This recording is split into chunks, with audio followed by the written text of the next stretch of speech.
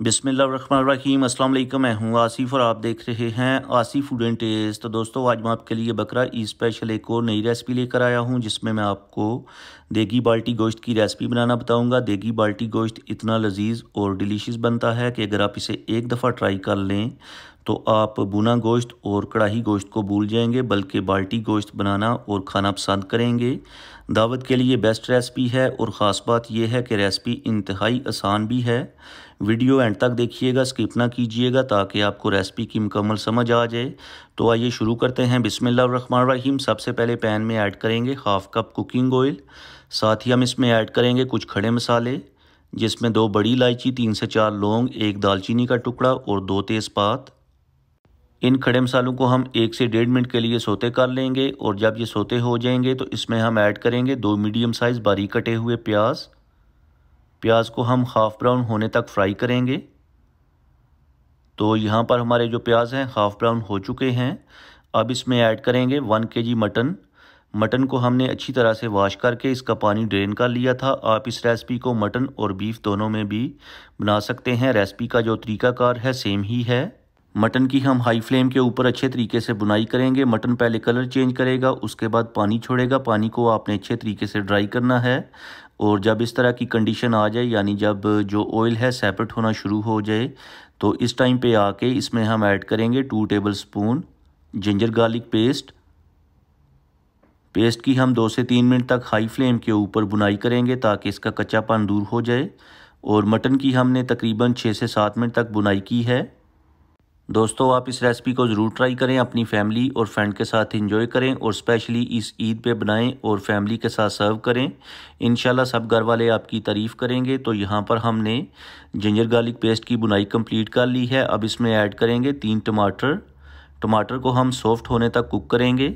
दोस्तों इसी दौरान चैनल पे नए हैं तो प्लीज़ चैनल को सब्सक्राइब कर लें। इससे हमारी हौसला अफजाई होती है, हमें मोटिवेशन मिलता है कि आपको हमारा जो काम है पसंद आता है।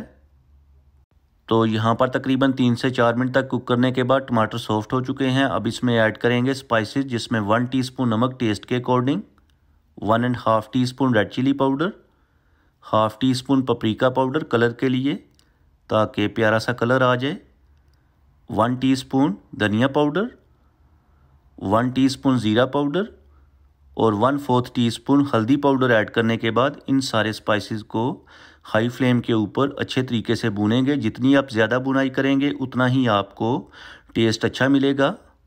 तो स्पाइसेस की 4 से 5 मिनट के बाद बुनाई कंप्लीट हो चुकी है। अब इसमें ऐड करेंगे 4 गिलास पानी या फिर ज़रूरत के मुताबिक पानी ऐड कर लीजिएगा जिसमें आपका जो मटन है अच्छे से टेंडर हो जाए। अगर तो आप प्रेशर कुकर में बना रहे हैं तो मटन के लिए 15 मिनट और अगर आपके पास बीफ है तो उसके लिए 20 से 22 मिनट काफ़ी होंगे। और पानी की जो मिकदार है वो भी आपने हाफ़ लेनी है। तो ऊपर से कवर कर देंगे 30 से 35 मिनट के लिए। फ्लेम को मीडियम करेंगे ताकि हमारा जो मटन है अच्छे से टेंडर हो जाए। तो यहाँ पर 35 मिनट के बाद फ्लेम को हाई करके, अगर तो आप समझते हैं कि मटन के अंदर पानी है तो पहले आपने पानी को ड्राई करना है, उसके बाद आपने हाई फ्लेम के ऊपर ऑयल सेपरेट होने तक मटन की अच्छे तरीके से बुनाई करनी है। तो यहाँ पर 4 से 5 मिनट के बाद पानी ड्राई हो चुका है और ऑयल भी सेपरेट हो गया है। 3 ग्रीन चिलीज़ ऐड करेंगे कटी हुई और 3 साबुत, 2 से 3 टेबलस्पून बारीक कटा हुआ हरा धनिया और बारीक कटी हुई जिंजर ऐड करेंगे, 1 टीस्पून साबुत ज़ीरा और 150 ग्राम दही ऐड करके इन सारी चीज़ों की हम हाई फ्लेम के ऊपर बुनाई करेंगे। चूँकि ये देगी बाल्टी गोश्त है तो इसकी जो खुशबू, टेस्ट और जायके का दारोमदार है इसकी बुनाई पर है। जितनी आप ज़्यादा बुनाई करेंगे आपको उतना ही टेस्ट, खुशबू और जायका मिलेगा। तो चलें जी दोस्तों, फाइनली हमारी रेसिपी तैयार हो चुकी है, पूरे घर में खुशबुएं फैली हुई हैं।